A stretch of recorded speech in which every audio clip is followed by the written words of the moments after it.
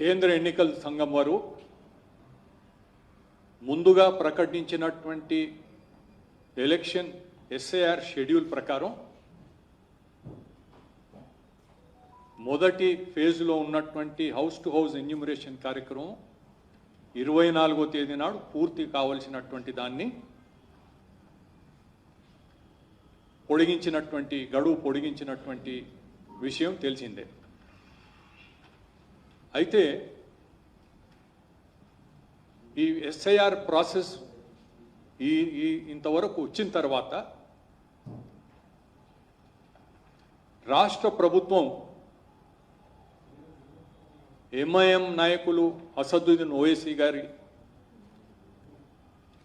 చేసినటువంటి రిప్రజెంటేషన్ను దృష్టిలో పెట్టుకొని family register certificate, Telangana family register అనేటువంటి ఒక కొత్త వ్యవస్థను ఏర్పాటు చేసి ఎలక్ట్రానిక్ తెలంగాణ ఫ్యామిలీ రిజిస్టర్ అని చెప్పి దాంట్లో సర్టిఫికేట్స్ ఇవ్వడానికి ఒక జీవోను జారీ చేయడం జరిగింది. దేశంలో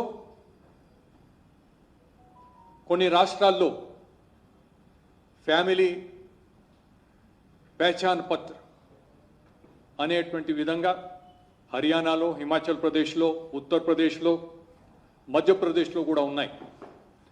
అయితే పరివార్ పహచాన్ పత్ర అనేటువంటి వివిధ పేర్లతో ఉన్నాయి. అయితే అక్కడ పెట్టింది ఏమిటంటే కేవలం ప్రభుత్వం ఇచ్చేటువంటి బెనిఫిట్స్ ఏవైతే ఉంటాయో వాటికి సంబంధించి ఒక ఫ్యామిలీని గుర్తించడానికి అటువంటి వ్యవస్థను ఏర్పాటు చేశారు. కానీ ఇక్కడ వచ్చినటువంటి జీవో ఏ విధంగా ఉందంటే చాలా క్లియర్గా పారా 5లో it does not confer any right for any claim for benefit under government schemes. అంటే గవర్నమెంట్ నుండి వచ్చేటువంటి స్కీమ్స్ క్లెయిమ్ చేయడానికి ఏమాత్రం ఈ సర్టిఫికెట్ వలన అవకాశం ఉండదు అనేటువంటిది. మరి ఎందుకు తీసుకొచ్చారు ఇది కేవలం హైదరాబాద్ నగరం ఇంకా తెలంగాణలో అనేక ప్రాంతాల్లో ఉన్నటువంటి ఇల్లీగల్గా ఉన్నటువంటి వారు, బోగస్ ఓటర్స్గా ఎన్రోల్ చేసుకున్నటువంటి వారు, బంగ్లాదేశీ, రోహింగ్యాలు, పాకిస్తానీ, ఇటువంటి వారందరినీ కూడా వారికి ఎస్ఐఆర్లో వారికి గుర్తింపు కల్పించడానికి ఈ రకమైనటువంటి సర్టిఫికేట్ను ముందుకు తీసుకొచ్చి ఓటు హక్కు వారికి కల్పించి ఎస్ఐఆర్ ఏ ఉద్దేశంతో అయితే ప్రవేశపెట్టడం జరిగిందో దానికి పూర్తిగా భిన్నంగా, విరుద్ధంగా చేసేటువంటి ఈ కార్యక్రమాన్ని మేము తీవ్రంగా ఖండిస్తున్నాం. ఈరోజు మన ఇక్కడ chief electoral officer Sudarshan Reddy గారిని కలిశాం. ఎల్లుండి ఢిల్లీలో కేంద్ర ప్రధాన ఎన్నికల కమిషనర్ను కూడా కలుస్తాం. ఇక్కడి నుంచి ఒక డెలిగేషన్, కొంతమంది ఎంపీస్ కలిసి దీనిపైన తీవ్రమైనటువంటి ఆక్షేపణ మేము తెలియజేస్తున్నాం. ఇది మామూలుగా ఒక దురుద్దేశంతో, మ్యాలఫైడ్ ఇంటెన్షన్తో ఇప్పుడు తీసుకొచ్చి పెట్టిన ఆలోచన ఇది. అయితే ఏ విధంగా దీన్ని చేస్తున్నారంటే బేసిస్ ఏమో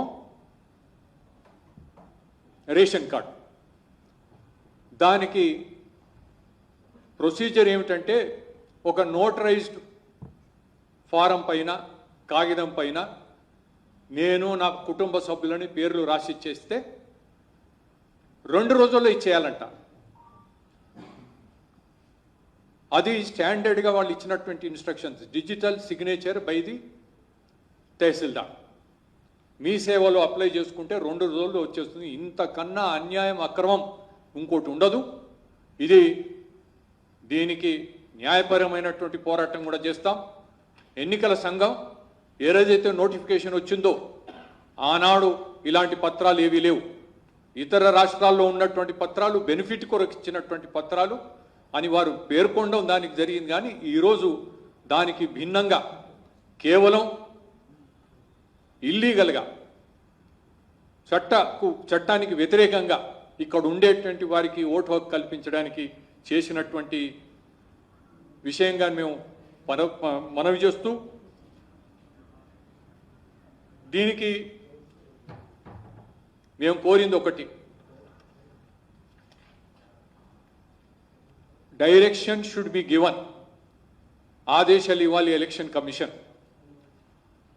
అందరూ డిఓలకి ఈఆర్ఓలకి ఎట్టి పరిస్థితుల్లో ప్రభుత్వం కొత్తగా తీసుకొచ్చినటువంటి ఈ సర్టిఫికెట్స్ని వాటిని స్వీకరించకూడదు, ఎస్ఐఆర్ ప్రక్రియలో భాగంగా వాటిని స్వీకరించకూడదు అనేటువంటిది మేము కోరడం జరిగింది. ఎస్ఐఆర్ ప్రక్రియ ఇంతకు ముందు ఉన్నటువంటి వాటన్నిటినీ ఉన్నటువంటి ఏదైతే ఆధారాలు ఉన్నాయో వాటి ఆధారంగానే జరగాలి తప్ప ఈ కొత్త సర్టిఫికెట్ని ఏమాత్రం స్వీకరించడానికి వీల్లేదు. ఇది చాలా కుట్రపూరితమైనటువంటిది. ఈరోజు ముఖ్యమంత్రి గారు రేవంత్ రెడ్డి గారు, అసదుద్దీన్ ఓవైసీ గారు కలిసి చేస్తున్నటువంటి కుట్ర, బీజేపీకి విరుద్ధంగా చేస్తున్నటువంటి కుట్ర, హిందూ సమాజానికి విరుద్ధంగా చేసే కుట్రగా దీన్ని భావించి మేము దీన్ని పూర్తి స్థాయిలో ప్రతిఘటిస్తాం.